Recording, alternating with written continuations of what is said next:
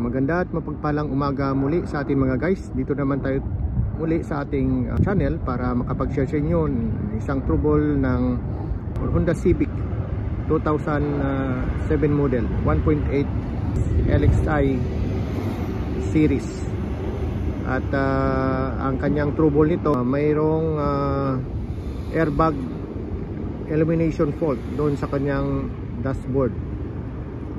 So tara, tingnan muna natin yung kanyang system or ECU kung ano ang kanyang trouble code, at para malaman natin kung ano talaga yung kanyang problema at ang dapat palitan sa kanyang system. Yan sir, kung napapansin niyo may nakikita kayong airbag illumination light warning sa kanyang dashboard. So mga guys, ang una po natin gawin, tanggalin po natin muna yung kanyang battery. Yan.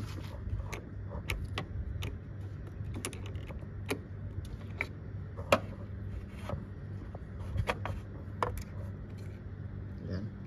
Para safe po tayo bago natin gawin ang pagtanggal ng kanyang airbag system. At saka ang pagtanggal ng kanyang clock spring coil.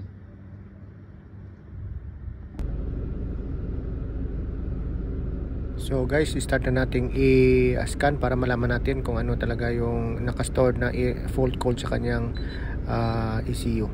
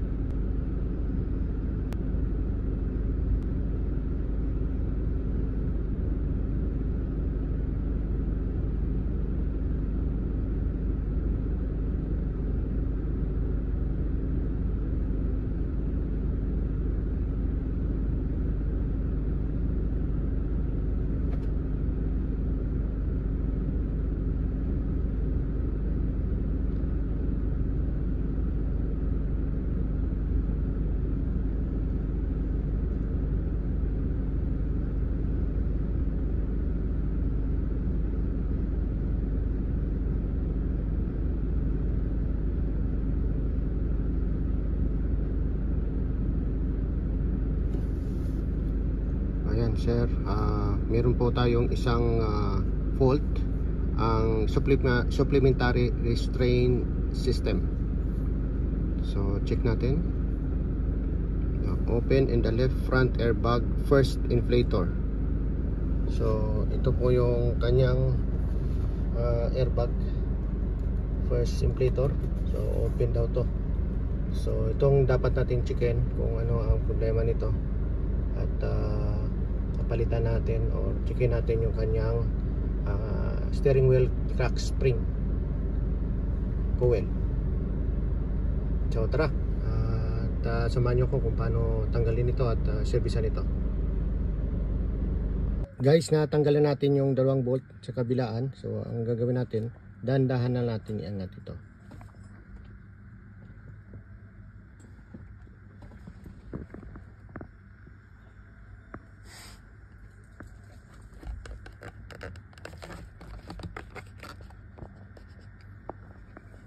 Yan. Yan guys. So ito yung connection ng kanyang airbag saka yung kanyang cable doon sa baba. So tanggalin natin ito.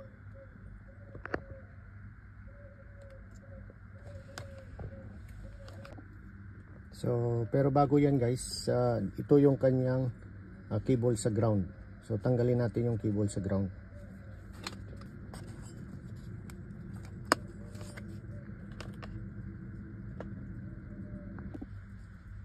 Ayan guys, so ito na yung kanyang cable sa airbag. So tanggalin natin to. Natanggal na natin yung kanyang cable sa ground. Ayan. So ito yung kanyang clip sa kanyang airbag. Ayan. So pagtanggal nito, so iangat mo lang to. Ayan. Kailangan natin iangat to. Yan, sabay hatak. Yan. So tanggal na siya. So ito na yung ating airbag. Yan, ito na yung ating airbag system. Yan. So lagay muna natin. Balik tayo dito. So ang mangyayari dito, tanggalin natin yung cable na to.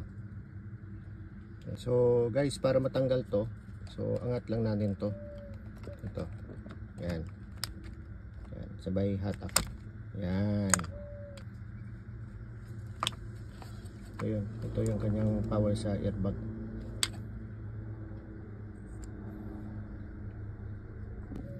So kung mapapansin nyo guys, pero merong nakalagay dito up. Okay. So merong direksyon, kaya may arrow din siya dito. So meron din siyang marker dito. Kasi kailangan ito makatapat dito. Yan, tapat sila dyan pag binalik natin. Yan dapat nating tandaan. So gagawin natin, tanggalin natin itong cover na to. Itong cover na to, yan. Tanggalin natin ito, taas baba, yan, para matanggal natin yung spring nya, itong steering wheel clock spring. Pero tanggalin mo natin yung bolt na to, saka itong steering wheel nya. So sa pagtanggal ng cover ng kanyang steering wheel guys, so mayroon lang tayong tanggalin na Phillips screw dito, isa, dalawa, ito, yan, ito, dalawa, tapos ito yung pangatlo sa kabila. Ayan, so baling tatlo, isa, dalawa, tatlo doon. Ayan, yan, yan lang tanggalin natin. Tapos saka natin i-separate ito, buka ito. Yan guys, pag separate nito guys, yung casing nya, meron tayong pang sikwat. Yan, sikwatin po natin. Yan, so open na siya. Yan lang po ang pagtanggal ng kanyang casing. Yan, okay natin dyan.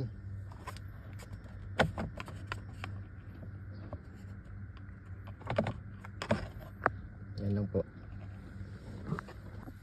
So sa pagtanggal ng kanyang bolt nito guys, so gagamit lang po tayo ng number 14. Yan. Yan, tanggalin natin yung tornilyo. Number 14 lang po yan. Pero lagyan nyo po ng tanda ito at saka ito. Kailangan may tanda po yan para hindi tayo magkamali.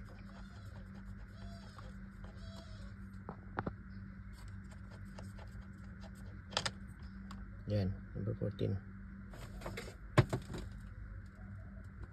So bago natin tanggalin yung kanyang steering wheel, kailangan lagyan natin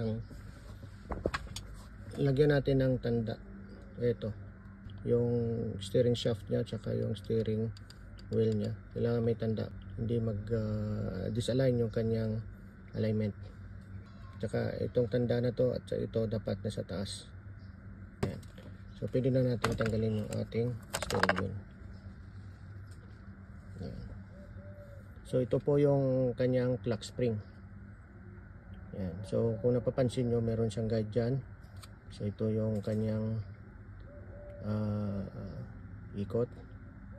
So pwede natin ikutin. Yan, ganyan. Dapat nakataas siya.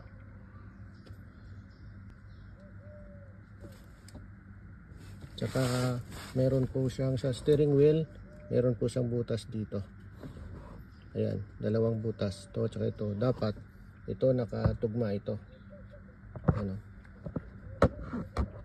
Ayan, nakatugma yan doon sa butas. Pag sinalpak natin mamaya. Ayan. Ayan. So ito na yung kanyang clock spring. So kung mapansin nyo, napipihit siya ng ganyan. So wag nyong pihitin, kailangan nakasintro pa rin siya. At ito, kailangan ito guys, kailangan nasa taas. Tsaka ito. So kung paano tanggalin itong clock spring, sa ilalim po, mayroon pong ito. Yan, sa ilalim na yan. Angat nyo lang yan, yan.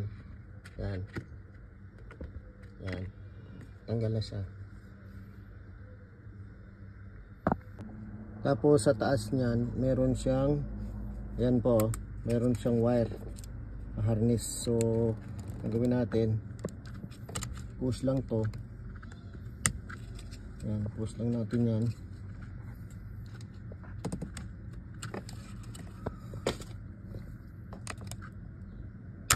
Yan, tanggal na. Push lang, tanggal na. So, yun yung kanya, ang in ng kanyang power dito papunta dito. So mayroon po siyang ribbon sa loob. So itong in, itong out, papunta sa airbag. Ito na yung kanyang linya papuntang airbag. Ito po. Ayan. So pwede na natin tanggalin. Angat lang natin ng bahagya. So bukod po dyan guys, meron pa po siyang clip dito na kailangan natang tanggalin. Yan. Ito yung cable nya. Yan. Papuntang, ito yung sa airbag. Power supply ng airbag. So ayan guys, angat lang natin pag ganyan. Ganyan. Kasi meron pong lock siya dito sa baba. Pag tikwas nyo dyan, meron pa doon sa likod na to. Medyo may konting kahirapan sa may angat, pero iangat mo lang ganyan, paangat ng ganyan, matatanggal na siya. Ayan. So ito na po yung ating clock spring. Ayan o. Ayan.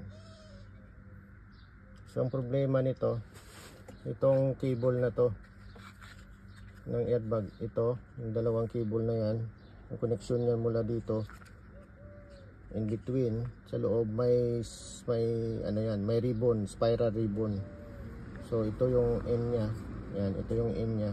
So minsan napuputol, mayroong putol dyan, kaya nagsisignal ng fault doon sa ating dashboard.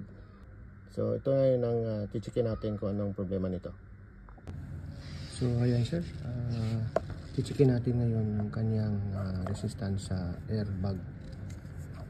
Yan, ito yung kanyang terminal sa kabila, in sa line ng airbag. Ito naman yung out, papunta sa airbag component niya.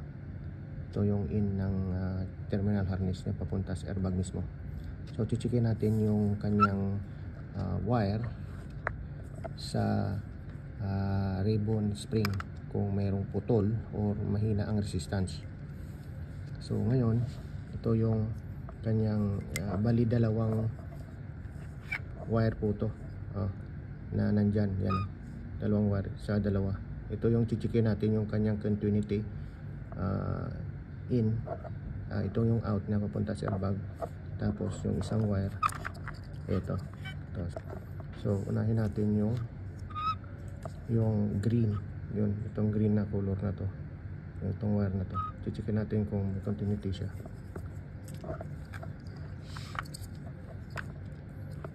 ito yung pinaka in nya, yung power nya. Yan. Yan.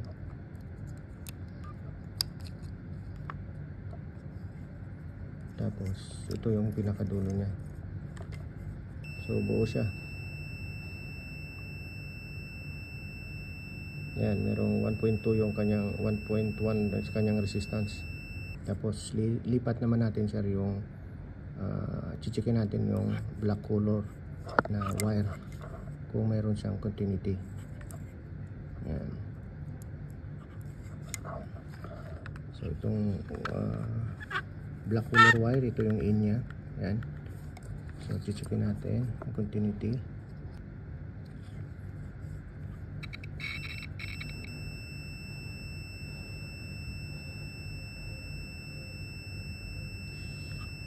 So buo siya.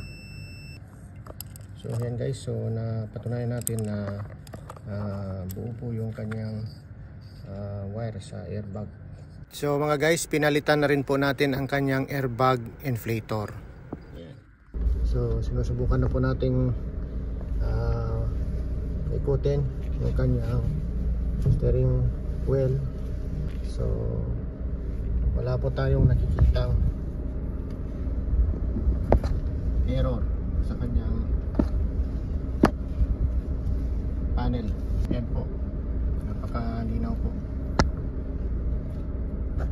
Yan.